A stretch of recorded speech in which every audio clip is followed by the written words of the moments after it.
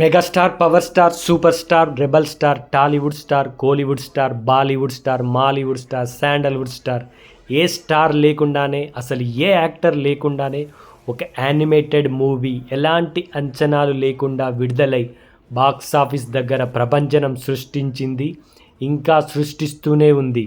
ఈ సినిమాలో ఉంది కేవలం ఒకే ఒక్క star. Content is one and only star.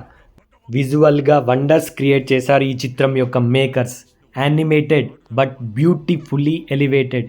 కంటెంట్కి ఉన్న పవర్ అలాంటిది. మరి దీన్ని పవర్ ఆఫ్ గాడ్ అని కూడా చెప్పొచ్చు. చాలా సినిమాలో హీరోని దేవునిగా చూస్తారు. మరి నిజంగా దేవుడే హీరో అయితే అదే ఈ చిత్రం. మొన్న భారీ వర్షాల దాటికి పటిష్టంగా నిర్మించిన రోడ్లు వంతెనలు కొట్టుకుపోయినట్లు ఈ సినిమా బాక్సాఫీస్ వద్ద పారిస్తున్న వరదకు వందల కోట్లు ఖర్చు పెట్టి ఈ ఇండస్ట్రీ స్టార్ను పెట్టి తీసిన సినిమాలు కూడా తట్టుకొని నిలబడలేకపోయాయి. భారతీయ సినిమా చరిత్రలో ఈ చిత్రం సరికొత్త అధ్యాయానికి తెరలేపింది.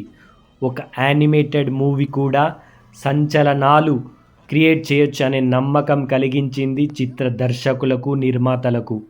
15 కోట్లు ఖర్చు పెట్టి తీసిన ఈ చిత్రం 300 కోట్లకు పైగా వసూళ్లు సాధించింది, ఇంకా సాధిస్తూనే ఉంది.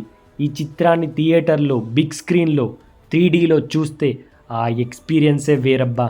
నాకైతే చాలా చాలా బాగా అనిపించింది.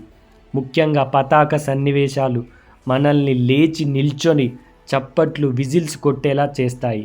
అందుకే ప్రేక్షకులు ఈ చిత్రానికి బ్రహ్మరథం పడుతున్నారు. ఈ చిత్రం మీకెలా అనిపించిందో కామెంట్ చేయండి. ఈ వీడియోకు ఒక లైక్ చేయండి. అలాగే మన ఛానల్ని సబ్స్క్రైబ్ చేయండి.